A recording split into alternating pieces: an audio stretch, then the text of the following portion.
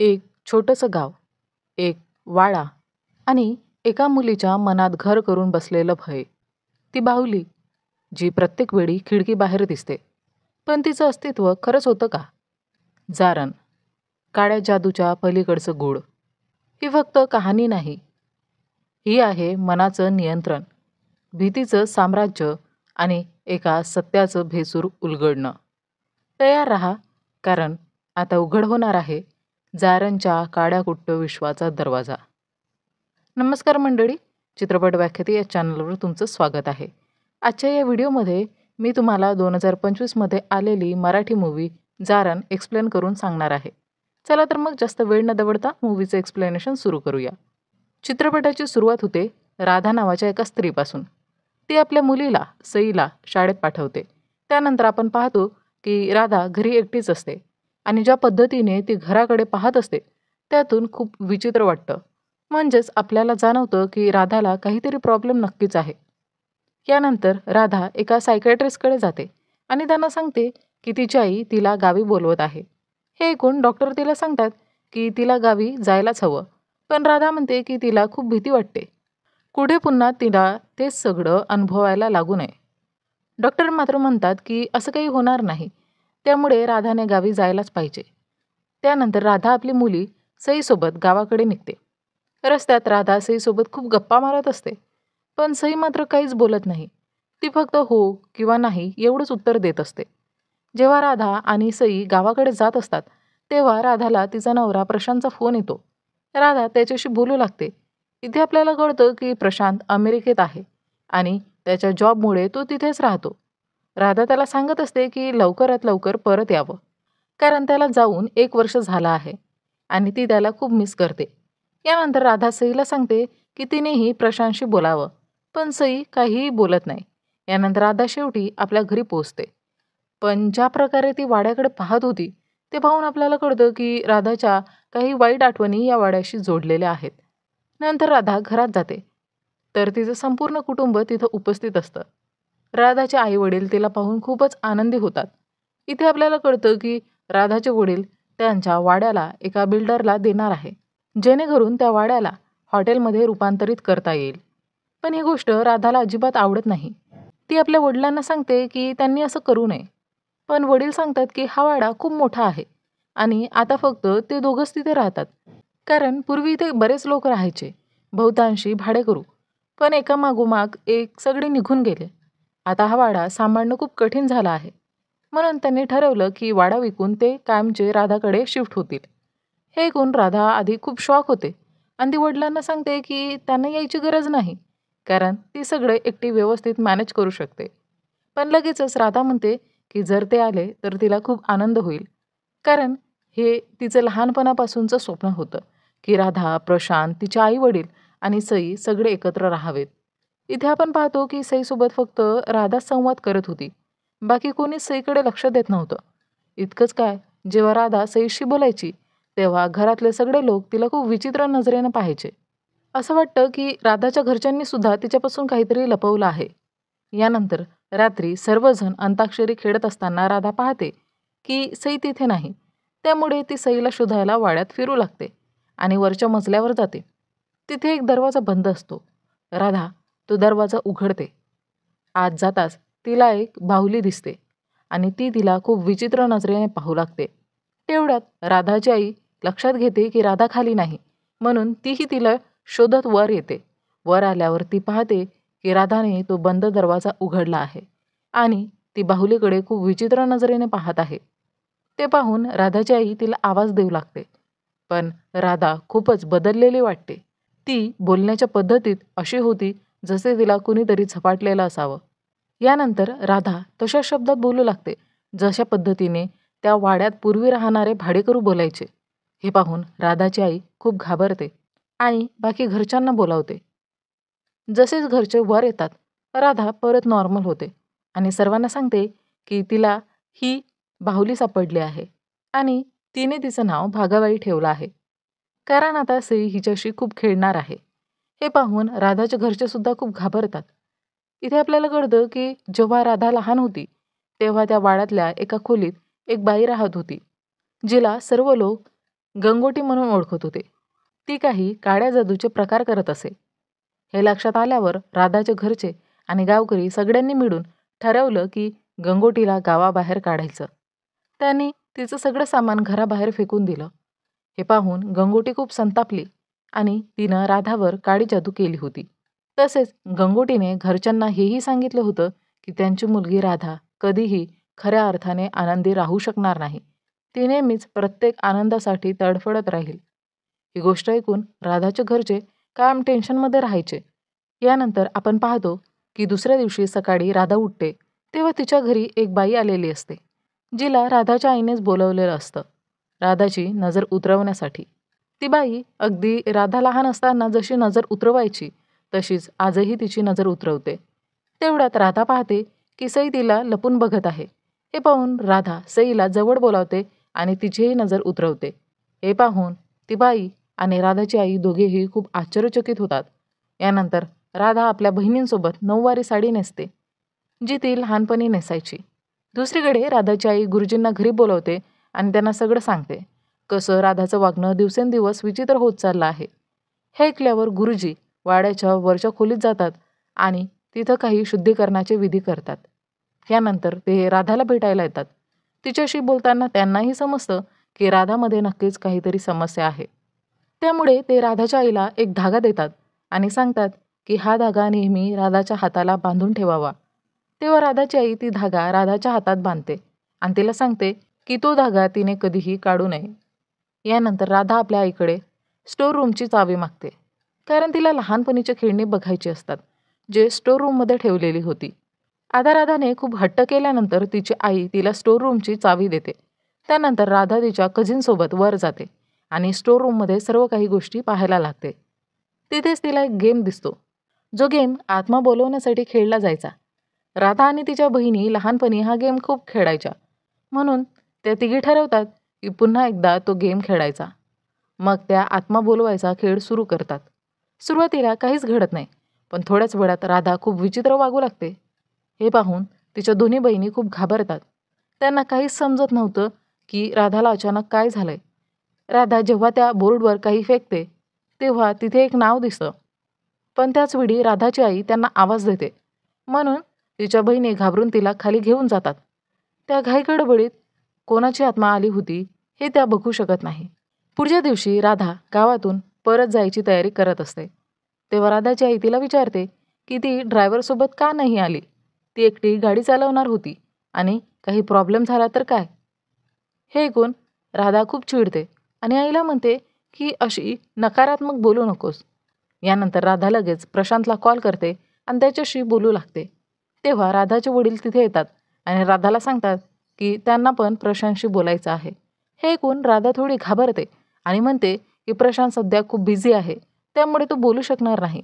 पण तिचे वडील आग्रह करतात, त्यामुळे राधाला त्यांना आपला मोबाईल द्यायचं भाग पडतं.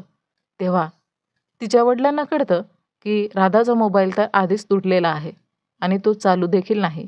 हे पाहून राधा जोरजोरात रडू लागते आणि तिथेच राधाला एक जुनी गोष्ट आठवते. काही काळाआधी जेव्हा राधा, सई आणि प्रशांत कुठेतरी जात होते तेव्हा त्यांचा अपघात झाला होता. त्या अपघातात प्रशांतचा मृत्यू झाला होता. पण राधा ही गोष्ट स्वीकारू शकली नव्हती. तिला वाटत होतं की प्रशांत कुठेतरी जॉबसाठी बाहेर गेला आहे आणि काही दिवसांनी तो परत येईल. आता जेव्हा राधाला ही आठवण परत येते तेव्हा ती खूप रडते. त्यानंतर ती परत आपल्या घरी येते. राधाने आता ही गोष्ट स्वीकारली होती की प्रशांत तिच्या आयुष्यात राहिलेला नाही, त्यामुळे ती प्रशांतच्या फोटोवर हार घालते. यानंतर ती पुन्हा आपल्या कामात आणि सईसोबत व्यस्त होते. इथे आपल्याला कळतं की राधा एक सॉफ्टवेअर इंजिनियर आहे आणि ती प्रामुख्याने घरातूनच काम करते. आता राधा ठरवते की ती आपला डॉक्टर देखील बदलणार आहे, म्हणून ती एका काउन्सिलरकडे जाते आणि तिच्याशी सगळी मनातली गोष्ट शेअर करते. कसं तिच्या नवऱ्याचा अपघात झाला आणि त्यात त्याचा मृत्यू झाला, पण ती काही गोष्टी स्वीकारू शकली नव्हती. मात्र आता ती जरा थोडं बेटर फील करत आहे. तेव्हा ती काउन्सिलर राधाची सगळी गोष्ट ऐकते आणि तिला सांगते की तिला फक्त खुश राहण्याची गरज आहे. यानंतर राधा घरी परत येते. तिथे आपल्याला कळतं की राधाने तिच्या सध्याच्या सायकॅट्रिस्टला हे सांगितलंच नव्हतं की ती डॉक्टर बदलण्याचा विचार करत आहे. खरं तर राधाचा सध्याचा डॉक्टर तिच्या वडिलांचा बालपणीचा मित्र होता. त्यामुळे तो राधाला आपल्या मुलीसारखं बघायचा. पण आता राधाला हे सगळं नकोसं झालं होतं. घरी आल्यानंतर राधाची मेड तिला सांगते की तिने ती बाहुली घराबाहेर काढावे, कारण जेव्हापासून राधाने ती बाहुली घरात घेऊन आली आहे तेव्हापासून मेडला खूप भीती वाटते आहे. ती म्हणते की त्या बाहुलीमध्ये काहीतरी विचित्र गोष्ट नक्कीच आहे, कारण ती बाहुली आपोआपच तिचं स्थान बदलते. हे ऐकून राधा खूप हसायला लागते. राधा तिच्या मेडला सांगते की असं काहीही होत नाही. हे ऐकल्यावर मेड तिला समजावण्याचा खूप प्रयत्न करते, पण राधा तिचं काहीही ऐकत नाही. त्यामुळे मेड परत आपल्या कामात व्यस्त होते. त्यानंतर राधा जेव्हा रात्री काम करत असते तेव्हा तिला सईच्या खोलीतून काही आवाज येतो. त्यामुळे राधा वर जाते आणि पाहते की सईने तिथे एक मांत्रिक दोरा लटकवलेला आहे. हे पाहून राधा खूप घाबरते आणि ती सईवर रागवते की तिने अशा प्रकारचे खेळ खेळू नये. यावेळी सई पहिल्यांदाच राधाशी बोलते आणि तिला सांगते की हे सगळं तिने केलं नाही, तर ती बाहुली भागाबाई हिने तिच्यासोबत हे सगळं केलं आहे. हे ऐकून राधा खूप चिडते आणि सईला म्हणते की भागाबाई ही एक निर्जीव गोष्ट आहे, ती असं काहीच करू शकत नाही. पण सई तिच्या बोलण्यावर विश्वास ठेवत नाही. त्यानंतर राधा ती बाहुली खाली फेकते आणि सईला ताकीद देते की तिने पुन्हा त्या बाहुलीसोबत खेळू नये. इथे आपल्याला दिसतं की राधाने जी बाहुली फेकली होती ती बाहुली पुन्हा नीट बसते. म्हणजेच त्या बाहुलीमध्ये नक्कीच काहीतरी होतं. पुढच्या दिवशी जेव्हा राधा काम करत असते तेव्हा तिच्या सायकॅट्रिस्टचा कॉल येतो. तो तिला विचारतो की एवढ्या दिवसांपासून ती त्याला भेटायला का आली नाही. यावर राधा म्हणते की तिला वाटतंय की ती आता बरी झाली. हे ऐकून डॉक्टर तिला सांगतात की तरीसुद्धा तिने एकदा येऊन भेट द्यावी. राधा त्यांना हो म्हणते आणि पुन्हा आपल्या कामात व्यस्त होते. नंतर पुन्हा एकदा राधाला सईच्या रूममधून काही आवाज येतो.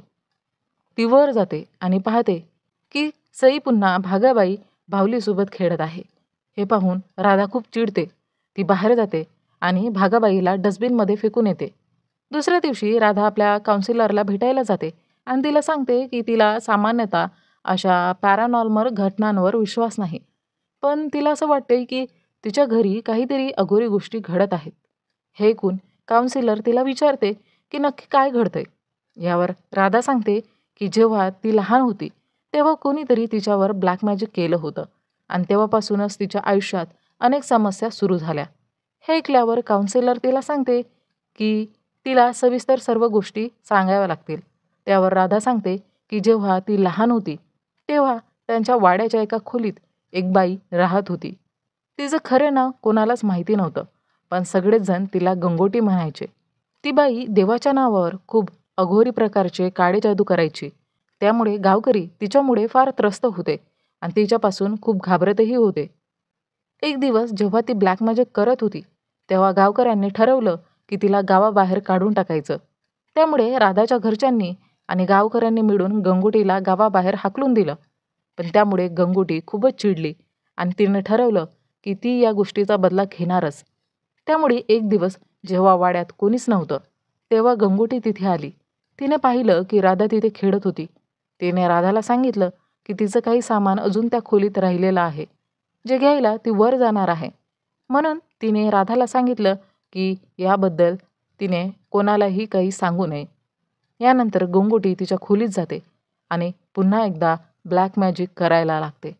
तेव्हा राधा लपून तिचं सगळं पाहत असते आणि त्याचवेळी राधाच्या घरचे देखील तिथे येतात आणि गंगोटीवर खूपच रागवतात. मग ते तिला पुन्हा घरातून हाकलून देऊ लागतात. तेव्हा गंगोटी म्हणते की तिने राधावर काळी जादू केली आहे आणि त्यामुळे राधाच्या आयुष्यात कधीच आनंद येणार नाही. हे ऐकून राधाच्या घरचे खूप घाबरतात आणि गंगोटीला तिकडून बाहेर काढतात. त्याच रात्री राधाला खूप ताप येतो. तिच्यासाठी खूप डॉक्टरांना बोलावलं जातं, पण राधा लवकर बरी होत नव्हती. नंतर तिथे पूजापाठ देखील करावला जातो आणि काही वेळानंतर राधा हळूहळू बरी होऊ लागते. राधाचे वडील म्हणत होते की ती डॉक्टरांमुळे बरी झाली, तर तिची आई म्हणत होती की पूजेमुळे राधा बरी झाली आहे. पण शेवटी राधा पुन्हा नॉर्मल झाली. हे सगळं ऐकल्यावर काउन्सिलर राधाला विचारते की शेवटी त्या गंगोटीचं काय झालं. यावर राधा सांगते की काही दिवसांनी गावकऱ्यांना गंगोटीचा मृतदेह नदीत सापडला होता, पण तिच्यासोबत नक्की काय झालं हे कोणालाही माहिती नव्हतं. तेव्हा काउन्सिलर राधाला विचारते की तिने तिची डायरी आणली आहे का, कारण राधाने तिला सांगितलं होतं की ती नेहमी काही ना काही लिहत असते. राधा तिला तिची डायरी देते. काउन्सिलर ती डायरी वाचायला लागते. तेवढ्यात राधाला आठवतं की तिने सईला शेजारच्या घरी सोडलं आहे, म्हणून ती काउन्सिलरला सांगते की तिला आता निघायला हवं. तेव्हा काउन्सिलर राधाकडून तिच्या सायकॅट्रिस्टचा नंबर मागते. हे ऐकून राधा थोडी घाबरते, पण काउन्सिलरच्या पुन्हा पुन्हा विचारल्यावर ती तिला एक नंबर देते आणि तिकडून निघून जाते. यानंतर आपण पाहतो की काउन्सिलर ती डायरी नीट वाचत असते. त्यात तिला काही मंत्र लिहिलेले दिसतात. हे पाहून ती एका व्यक्तीला विचारते की हे मंत्र नेमके काय आहेत. तेव्हा तो व्यक्ती सांगतो की हे मंत्र आत्मा बोलवण्यासाठी वापरले जातात. हे ऐकल्यावर काउन्सिलर लगेच राधाने दिलेल्या नंबरवर कॉल करते, पण तो नंबर खरा नसतो. तो राधाच्या कझिनचा असतो. मग ते काउन्सिलर राधाच्या कझिनकडून तिच्या सायकॅट्रिस्टचा खरा नंबर घेते आणि त्यांना कॉल करते. तिथे सायकॅट्रिस्ट तिला सांगतो की राधाची परिस्थिती खूप वेगळी आणि गंभीर आहे. तो काउन्सिलरला सांगतो की तिचं घर राधाच्या घराजवळच आहे, म्हणून तिने शक्य असेल तर तिथे जाऊन राधाची पाहणी करावी, कारण त्यालाही असंच वाटतं की राधा लवकरच एका मोठ्या अडचणीत सापडणार आहे. हे ऐकल्यावर काउन्सिलर तिथे जाण्यासाठी तयार होते. आता आपण राधाला पाहतो. तिला तिच्या विंडोच्या काचेत ती बाहुली दिसते. हे पाहून ती खूपच घाबरते आणि लगेच वर सईच्या रूममध्ये जाते. तिथे ती पाहते की सई त्या बाहुलीसोबत खेळत आहे. हे पाहून राधा अजूनच घाबरते, कारण तिने ती बाहुली तर आधीच घराबाहेर फेकून दिली होती. मग ती बाहुली पुन्हा घरात कशी आली? ती सईला विचारते. तिने ही बाहुली पुन्हा आत का आणली? पण सई म्हणते की ती बाहुली आपोआपच घरात आलेली आहे. हे ऐकून राधा अजूनच घाबरते आणि सईला म्हणते की तिने अशा गोष्टींची कल्पना करणे बंद करावं. इतक्यात तिला खालून काही आवाज येतो. ती खाली येते आणि पाहते तर दाराबाहेर प्रशांत उभा असतो. हे पाहून राधा खूपच घाबरते. तिला कळेनासं होतं की काय खरं आहे आणि काय ती कल्पना करत आहे. प्रशांत जोरजोरात ओरडत असतो की त्याला घरात येऊ द्यावं, पण राधा त्याचं ऐकत नाही. यानंतर प्रशांत दरवाजा तोडतो आणि घरात यायला लागतो. हे पाहून राधा फारच घाबरते आणि त्याच्यावर हल्ला करते आणि वर पळून जाते. वर गेल्यावर ती पाहते की सई त्या बाहुलीसोबत खेळत आहे, पण आता ती बाहुली नसून गंगोटी असते. गंगोटी सईला म्हणते की आता ते राधालाही त्यांच्या खेळात सामील करून घेतील. मग राधा पण त्यांच्याबरोबर खेळू लागते. तेवढ्यात राधाची काउन्सिलर तिथे पोहोचते आणि राधाला अशा अवस्थेत खेळताना पाहते. ती राधाला हाक मारते, पण राधाला वाटतं की हे काउन्सिलर देखील खोटी आहे, म्हणून राधा काउन्सिलरवर देखील हल्ला करायला सुरुवात करते. पण काउन्सिलर तिला समजावत असते की ती खरी आहे. तरीसुद्धा राधा तिचं काहीच ऐकत नाही आणि तिथे गंगोटी दिसते, जी राधाला उचकवत असते की तिने जाऊन काउन्सिलरला मारून टाकावं. आता राधाला काहीच कळेनासं होतं की खरं कोण आहे. त्यामुळे ती गंगोटीची गोष्ट मान्य करते आणि काउन्सिलरवर हल्ला करते. तेव्हाच मध्ये प्रशांत येतो आणि राधा आणि त्याच्यात झटापट सुरू होते. राधा त्याच्यावर हल्ला करते आणि नंतर परत काउन्सिलरकडे वळते. ती काउन्सिलरला जोरजोरात मारते आणि शेवटी जेव्हा ती तिला मारणारच असते, तेव्हा राधाचा सायकॅट्रिस्ट तिथे पोहोचतो. तो राधाला इंजेक्शन देतो आणि राधा बेशुद्ध होते. तिला हॉस्पिटलमध्ये नेलं जातं आणि इथे आपल्याला राधाची खरी गोष्ट समजते. खरं तर राधा लहानपणी खूप कल्पनाविलासी होती. तिला तिच्या स्वतःच्या फिक्शनल जगात राहायला खूप आवडायचं आणि ती त्यालाच खरं मानत होती. पण एक दिवस जेव्हा तिच्या आयुष्यात गंगोटी आली आणि तिने म्हटलं की तिने राधावर ब्लॅक मॅजिक केलं आहे, हे ऐकून राधा खूपच घाबरली. तिला वाटलं की खरंच तिच्यासोबत काही वाईट होणार आहे आणि याच भीतीमुळे ती आजारी पडली. त्यानंतर तिला वाटू लागलं की गंगोटीची आत्मा तिच्या अंगात आली आहे आणि तिला त्रास देत आहे. या भीतीमुळे राधाचं वागणं खूप विचित्र झालं. ती तिच्या घरच्यांशीही विचित्र वागू लागली. म्हणूनच घरच्यांनी तिचा इलाज केला, तंत्रमंत्राने आणि डॉक्टरांकडूनही. काही काळानंतर राधा हळूहळू ठीक झाली आणि तिने नॉर्मल जीवन जगायला सुरुवात केली. पुढे जाऊन ती मोठी झाली आणि तिला प्रशांतशी प्रेमसुद्धा झालं आणि नंतर राधा आणि प्रशांतचं लग्न झालं. प्रशांतला आधीपासूनच राधाच्या भूतकाळाबद्दल माहिती होती. त्याला हेही ठाऊक होतं की राधा आता पूर्णपणे बरी झाली आहे. ते दोघं त्यांच्या आयुष्यात खूप आनंदी होते. पण एक दिवस त्यांचा अपघात झाला. खरं तर त्या अपघातात प्रशांतचा मृत्यू झाला नव्हता. त्याला फक्त काही जखमा झाल्या होत्या. आणि खरं म्हणजे राधाला काही मुलगीही नव्हती. खरं तर राधा तेव्हा 3 महिन्यांची गरोदर होती आणि त्या अपघातामुळे तिचं मिसकॅरेज झालं होतं. त्यामुळे राधा खूप नैराश्यात गेली. तिला असं वाटू लागलं की तिच्या बाळाच्या मृत्यूला प्रशांतच जबाबदार आहे. या कारणामुळे ती नेहमीच प्रशांतवर चिडायची, भांडायची. प्रशांत खूप वेळा तिला समजवण्याचा प्रयत्न करायचा, तिला सांभाळायचा. पण राधा दरवेळी त्याला बघून खूप रागवायची. त्यामुळे प्रशांत देखील खूप त्रासलेला होता. प्रशांतला त्याच्या कामासाठी अमेरिकेत जायचं होतं. म्हणून शेवटी तो अमेरिकेला निघून गेला. त्याला वाटलं की राधा थोडा वेळ स्वतःसोबत घालवेल तर तिला बरं वाटेल. प्रशांतचा राधाच्या घरच्यांशी नेहमी संपर्क असायचा. तो त्यांना राधाच्या स्थितीबद्दल सांगायचा. त्यानंतर राधाच्या घरचेही काही दिवस तिच्यासोबत राहायला आले. पण काही काळानंतर ते परत गेले. तेव्हाच देशात लॉकडाऊन लागला. त्यामुळे राधा आता घरी एकटीच होती. तिच्या शेजारी एक बाई राहत होती, जिच्या मुलीचं नाव सई होतं आणि तिचा नवरा देखील परदेशात होता. राधा नेहमी सईला पाहायची आणि तिच्या मनात कल्पना यायच्या की जर तिची मुलगी असती तर तिने पण तिच्यासोबत असाच वेळ घालवला असता. ती हे सगळं प्रशांतला सांगायची. प्रशांत हे ऐकून खूपच हादरला होता. कारण आता राधा असं समजू लागली होती की सईच तिची मुलगी आहे. इतकंच नाही तर राधाने सईचे चोरून फोटो काढले आणि ते स्वतःच्या फोटोसोबत एडिट करून लावले होते. हे सगळं ऐकून प्रशांतला खूपच धक्का बसलेला होता. आणि तेव्हा प्रशांत हे सगळं राधाच्या घरच्यांना सांगतो. तेव्हा राधाच्या घरचे तिला समजवण्याचा प्रयत्न करतात. पण राधा तिच्या कल्पनेच्या दुनियेत इतकी हरून गेली होती की तिला कोणाच्याच बोलण्यावर विश्वास बसत नव्हता. तिला वाटत होतं की सई खरंच तिची मुलगी आहे आणि ती तिच्या कल्पनेतील जगातच जगू लागली होती.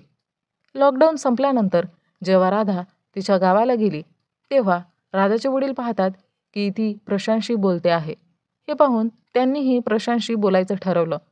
पण जेव्हा त्यांनी तिचा मोबाईल घेतला तेव्हा तो मोबाईल बंद होता. इथं आपल्याला कळतं की जेव्हा राधा याआधी प्रशांतशी बोलायची तेव्हा प्रशांत तिला समजवायचा की सई तिची मुलगी नाही. यामुळे राधाने खराखुरा प्रशांतशी बोलणं बंद केलं होतं आणि ती केवळ तिच्या कल्पनातील प्रशांतशीच बोलू लागली होती. त्या कल्पित प्रशांतला ती सईविषयी सगळं काही सांगायची आणि जेव्हा राधा त्या खोट्या प्रशांतशी बोलत होती तेव्हाच खऱ्या प्रशांतचा फोन तिच्या वडिलांना आला होता आणि त्यांनी सांगितलं होतं की राधा खूप दिवसांपासून त्याच्याशी बोलत नाही. हे ऐकून राधाचे वडील समजले की राधा पुन्हा कल्पनेतील प्रशांतशी बोलायला लागली आहे. त्यामुळे त्यांनी राधासमोर सांगितलं की हा मोबाईल बंद आहे. हे ऐकून राधाला वाटतं की कदाचित त्या अपघातात तिने प्रशांतला गमावला आहे. त्यानंतर ती पुन्हा आपल्या घरी आली आणि सईसोबत एक सामान्य आयुष्य जगायला लागली. तिने तिचा डॉक्टरही बदलला जेणेकरून कुणीही तिच्या या फिक्शनल म्हणजे कल्पनारम्य आयुष्यात हस्तक्षेप करू नये. नंतर राधावर बरीच ट्रीटमेंट होते आणि जेव्हा तिला शुद्ध येते तेव्हा ती नॉर्मल झाली असते. ती प्रशांत आणि काउन्सिलरची माफी मागते आणि दोघंही तिला माफ करतात. यानंतर राधाची आई तिला सांगते की जसं त्याने वाड्यात पूजा केली होती तशीच पूजा आता राधाच्या घरात देखील करतील जेणेकरून सर्व काही ठीक होईल. आणि त्यानंतर आपण पाहतो की पूजा सुरू होते आणि आता राधा पूर्णपणे नॉर्मल झालेली असते. इथे आपल्याला राधाचा सायकॅट्रिस्ट आणि काउन्सिलर एकमेकांशी बोलताना दिसतात. काउन्सिलर सायकॅट्रिस्टला विचारते की जर राधाच्या सोबत जे काही घडलं ते सगळं एक मानसिक होतं तर तिच्या घरातील जी बाहुली होती ती तर राधाने घराबाहेर फेकली होती, मग ती पुन्हा घरात कशी आली? यावर सायकॅट्रिस्ट बोलतो की कदाचित राधाने ती बाहुली फेकलीच नसेल. तिला फक्त वाटलं असेल की तिने ती फेकली आहे. हे ऐकून काउन्सिलरही विचारात पडते. पण सायकॅट्रिस्ट सांगतो की ब्लॅक मॅजिक, भूत वगैरे काही नसतं. हे सगळं अंधश्रद्धा आहे. त्यामुळे त्यावर विश्वास ठेवू नये. यानंतर आपण पाहतो की राधाच्या वाड्यात काही लोक आलेले असतात, जे तिथलं सगळं सामान बाहेर काढण्यासाठी आलेले असतात. ते वाड्याच्या माड्यावर जातात, जिथे राधा आणि तिच्या चुलत बहिणींनी आत्मा बोलवण्याचा प्रयत्न केला होता. आणि आपल्याला दिसतं की तिथे जो आत्मा बोलावला गेला होता त्याचं नाव होतं गंगोटी. पण ते लोक ती गोष्ट बघू शकत नाही आणि इथेच हा चित्रपट संपतो. म्हणजे शेवटी एक सस्पेन्स उरतो की राधासोबत जे काही घडलं ते खरंच मानसिक होतं की त्या वाड्यात गंगोटीची आत्मा होती. हे आता तुमच्यावर अवलंबून आहे. जर तुम्ही ब्लॅक मॅजिक आणि आत्म्यांवर विश्वास ठेवता तर ती आत्मा खरंच होती आणि जर विश्वास ठेवत नसाल तर तो केवळ एक मानसिक आजार होता. खरं तर जारण या शब्दाचा खरा अर्थ म्हणजे ब्लॅक मॅजिक. तर मग तुम्हाला काय वाटतं? राधा वेडी होती की गंगोटीची आत्मा खरंच तिच्या आयुष्यात आली होती? जारणच्या शेवटी जे सस्पेन्स राहिलं ते खरंच एक भ्रम होतं की काड्या जादूचं भयावह सत्य? तुमच्या मनात काय आहे ते कमेंटमध्ये जरूर सांगा. व्हिडिओ आवडल्यास व्हिडिओला लाईक करा, चॅनलला सबस्क्राईब करा आणि अशाच रोंगटे उभे करणाऱ्या स्टोरीजसाठी चित्रपट व्याख्यातीसोबत जोडले राहा. पुन्हा भेटू एका नव्या रहस्यासोबत.